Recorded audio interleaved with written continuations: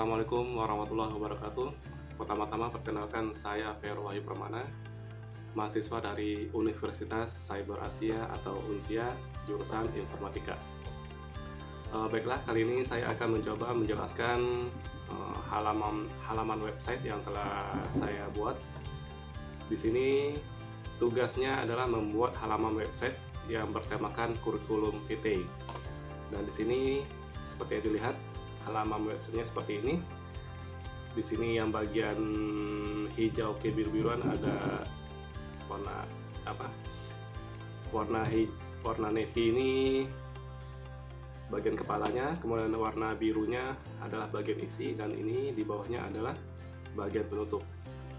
Di bagian kepalanya ada foto, nama, kemudian ada penjelasan dibuat oleh penulis tanggal 23 Mei. Kemudian di sini ada link, 3 link eksternal, YouTube, Facebook, dan LinkedIn. Kemudian di bagian isinya saya bagi menjadi 3 tab.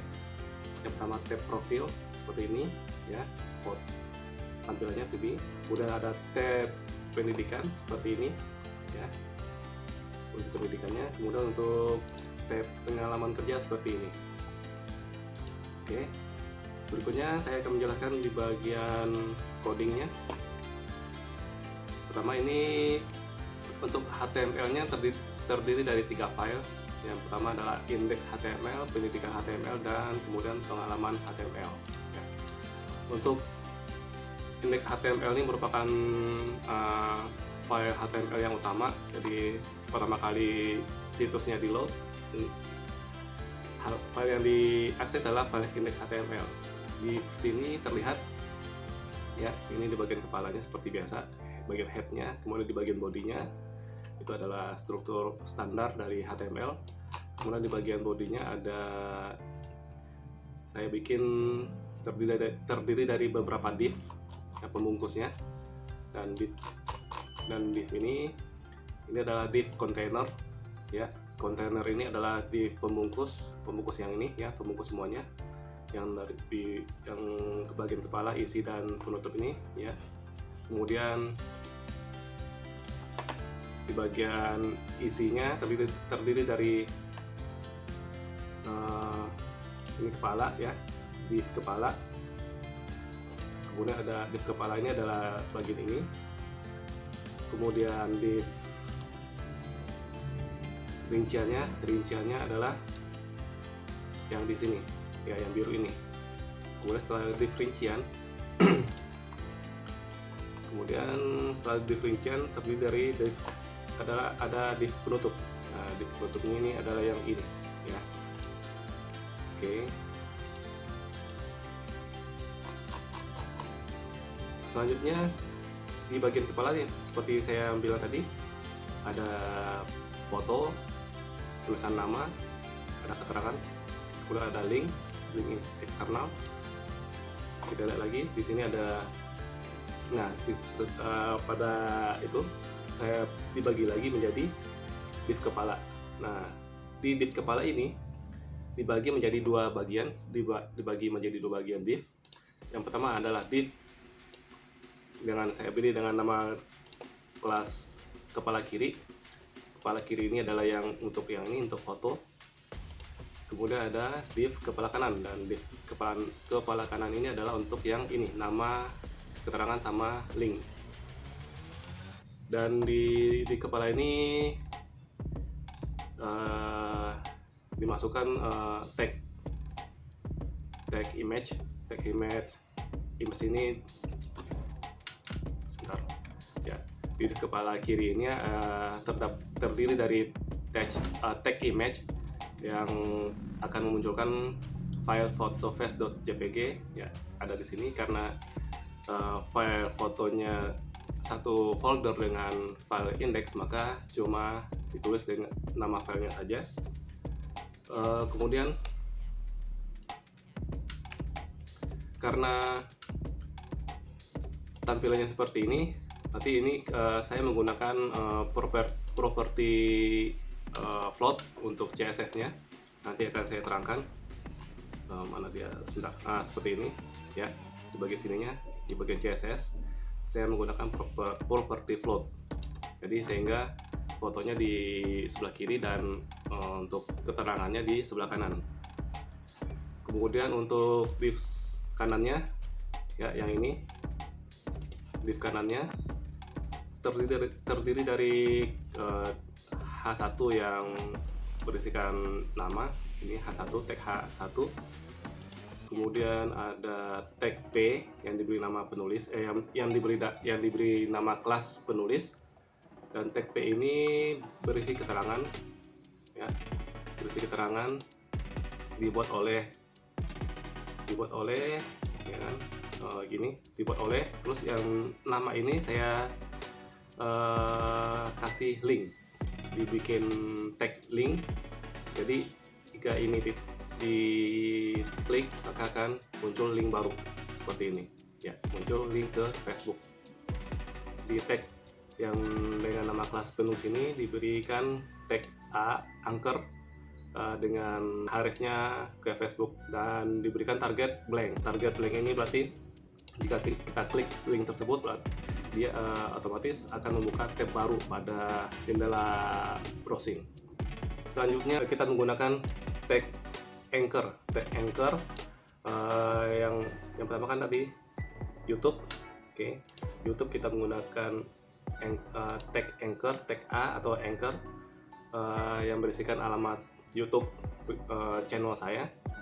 Kemudian dikasih target blank untuk bisa kita klik, dia akan membuka tab baru. Kemudian di dalam link tersebut dimasukkan tag img atau image yang berisikan icon dari YouTube tersebut. Karena file PNG ini ada di satu folder dengan source code-nya, maka kita cukup menulis nama file tersebut. Nih, filenya satu folder ya, youtube.png dengan indeks HTML. Nanti kita cuma menulis nama file tersebut aja. Untuk HTML bagian kepalanya kita akan jelaskan untuk bagian CSS-nya terlebih dahulu. Di sini ada tag untuk CSS-nya. Di sini untuk CSS.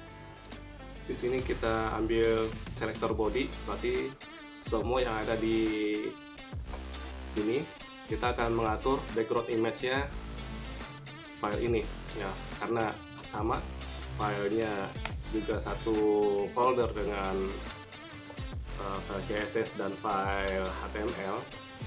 Nanti kita cukup menuliskan nama filenya saja, like gray. Nah,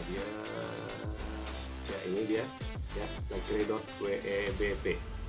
Jadi kita cukup menuliskan nama webnya saja, nama filenya saja jika berada di dalam satu folder.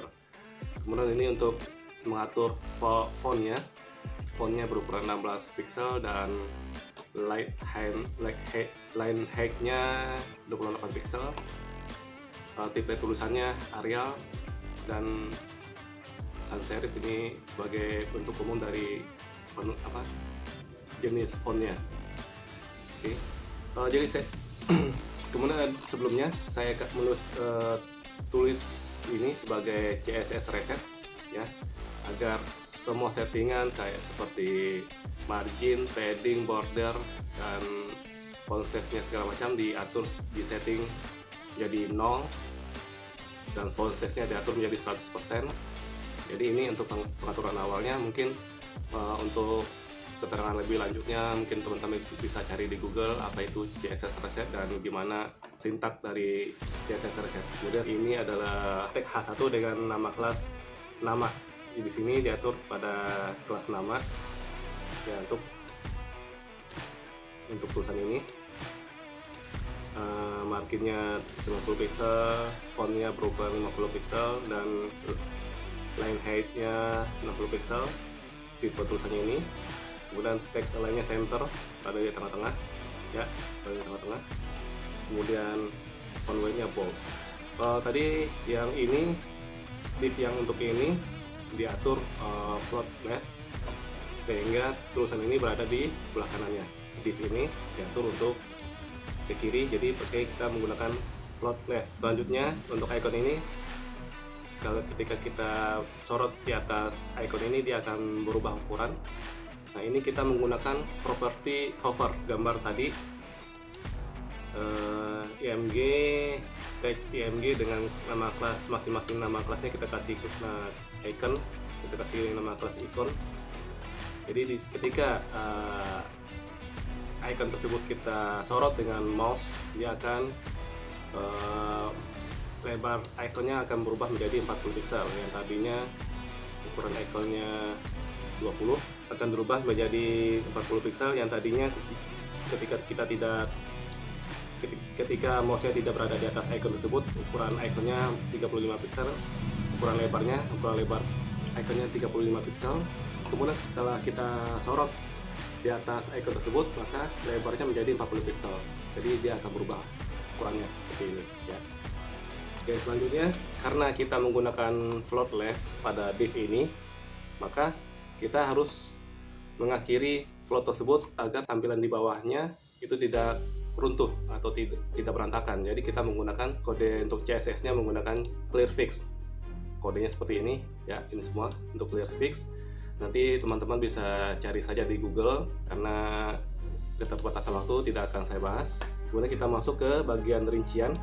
Bagian rincian itu adalah yang ini, yang biru ini. Ya.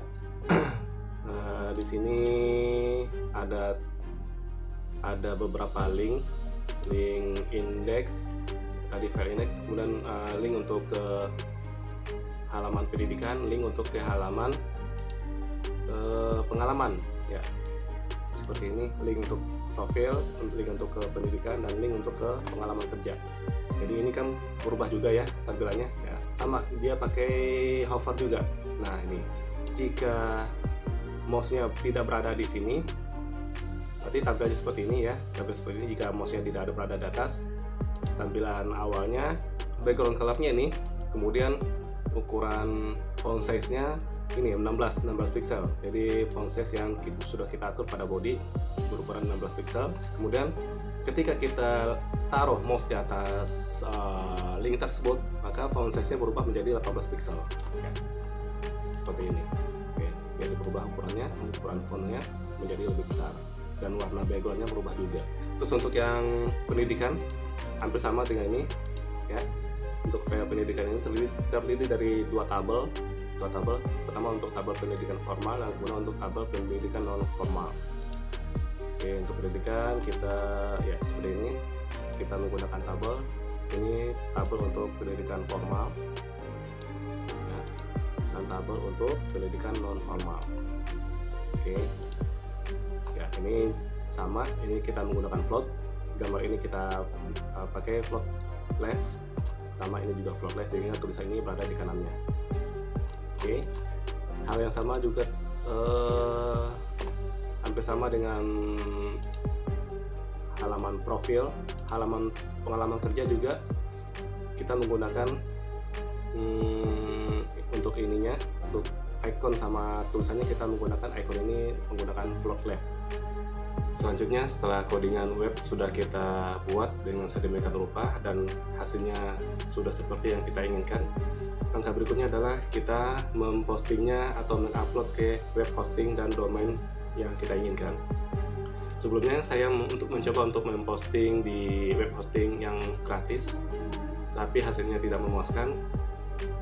Makanya saya beralih ke web hosting yang berbayar dan domain yang berbayar, dan tentu saja hasilnya sesuai dengan yang diharapkan. Di sini saya menggunakan web hosting dari Niaga Hoster dan domain dari yang disediakan dari Niaga Hoster juga. Setelah kita memiliki akun di Niaga Hoster, selanjutnya kita bisa menguploadnya ke hosting ini. Kita akan coba menunjukkan. Pertama kita diarahkan ke file manager. Di sini di file untuk uploadnya,